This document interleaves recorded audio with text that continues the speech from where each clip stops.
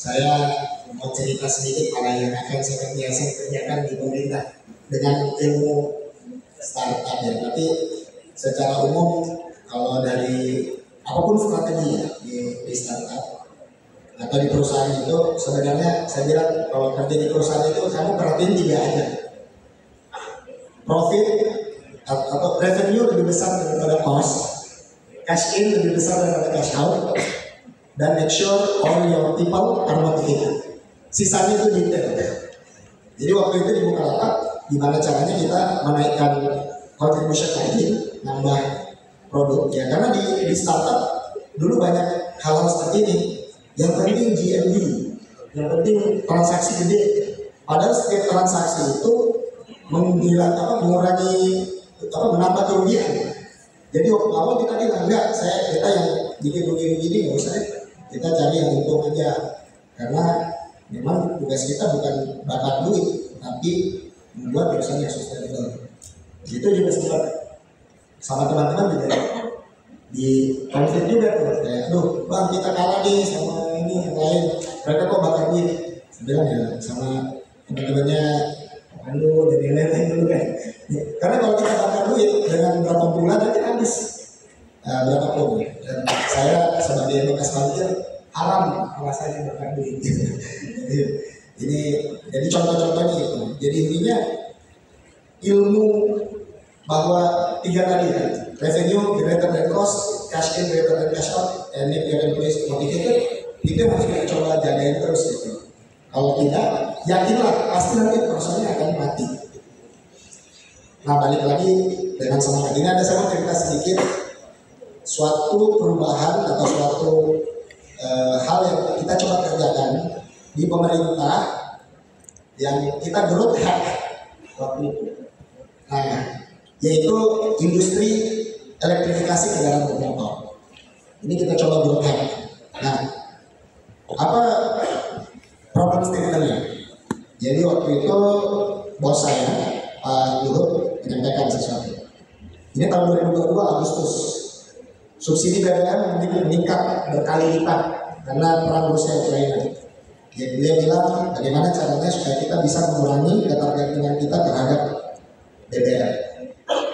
Terus BBM Rahmat, karena Pak Pandu selalu bilang saya katanya pintar gitu, katanya mau pintar, coba apa solusinya? Sebenarnya solusinya dua Pak. Satu Bapak nggak suka, satu Bapak suka.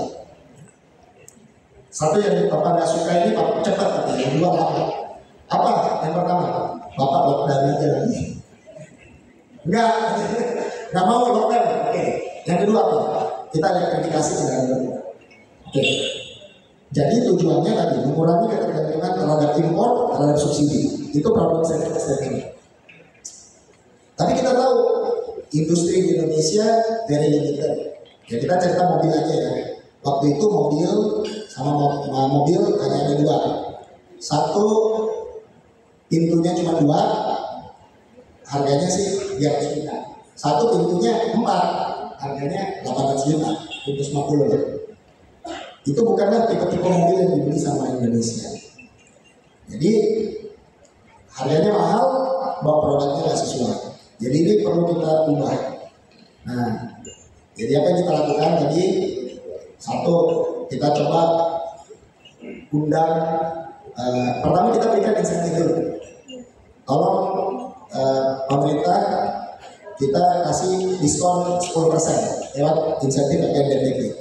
Caranya gimana? Ngapain ini kan uang negara ngapain dihambur-hamburkan? Kita tunjukkan bahwa setiap mobil listrik yang ada di jalan itu akan hemat subsidi BBM. Subsidi BBM-nya aja dikasih di depan, masuk akal. Kita dikasih gitu. Oke, terus tapi mobilnya waktu itu baru 2, harus ditambah. Akhirnya kita bikin lagi polisi. Kita buka impor 2 tahun, bebas biaya masuk, bebas pakai barang mewah. Tapi syaratnya harus bikin pabrik atau produksi di Indonesia. Dikasih. Akhirnya sekarang hari ini ada Gias ya. Jadi model yang tadinya cuma bisa dihitung dengan jari, sekarang udah bisa ratusan mungkin hari ini kalau kita lihat. Model-model listrik, mobil listrik yang harganya sudah di bawah 200 juta, sampai dengan model 7 seater dan sebagainya. Market share-nya naik dari 1% waktu kita masuk menjadi hari ini sudah 10%. Di luar hybrid ya. Tepuk tangan teman-teman. Jadi dalam 3 tahun kita bisa naikkan market share 10 kali lipat.